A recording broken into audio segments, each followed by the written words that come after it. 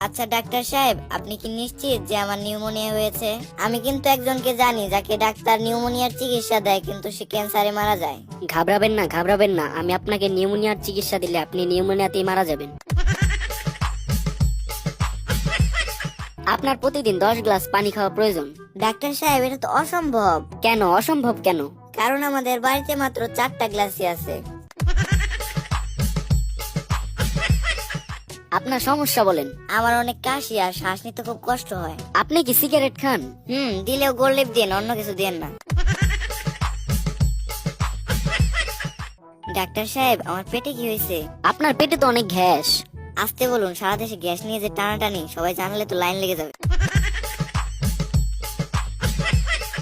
আপনার ভাইয়ের কালকে ইমার্জেন্সি অপারেশন করতে হবে। তাহলে অপারেশনটা কিন্তু খুব ভালো করে করতে হবে। আরে আপনি চিন্তা করেন না, এ পর্যন্ত যতজন আমার কাছ থেকে অপারেশন করছে কেউ আমাকে কমপ্লেন দেয়নি। বাহ, আপনি তো তাহলে খুব ভালো অপারেশন করেন। আরে মিয়া, কমপ্লেন দিবই বা কেমনে? অপারেশনের পরে কেউ কি বেঁচে আসলো নাকি? আচ্ছা, আপনার সমস্যা কি বলুন। আমি গতকাল স্বপ্নে দেখছি বিশাল একটা তরমুজ খেয়ে ফেলছি, হ্যাঁ, তাতে সমস্যা কি? কিন্তু ঘুম থেকে ওঠার পর আমি আমার কোলবালিশটা আর পাচ্ছি না। ডাক্তার সাহেব, আমি কয়েক মাস ধরে প্রতিদিন 50 টাকার ওষুধ কিনে খাচ্ছি, কিন্তু আজ অব্দি 1 টাকার উপকারও পাইনি। ঠিক আছে, কোনো সমস্যা নেই, আমি এই প্রেসক্রিপশনে 40 টাকার ওষুধ লিখে দিতেছি। আমি নিশ্চিত অন্তত 10 টাকার উপকার তো এবার হবেই। আমি আপনাকে ওষুধ লিখে দিতেছি, এটা প্রতিদিন সকালে 2 চামচ আর রাত্রে 2 চামচ খাবেন। চামচ না খেলে হবে না, এ পর্যন্ত 13টা চামচ খাইছি। ডাক্তার সাহেব, আমার ডান পায়ে খুব ব্যথা। এটা বয়সের কারণে হয়েছে। কিন্তু আমার দুই পায়ের বয়স তো একই। What is your problem? আমার problem mango come. What? Mango is আম আর কাম ইজ আশা, মানে আমাশা। আপনার সমস্যা কি?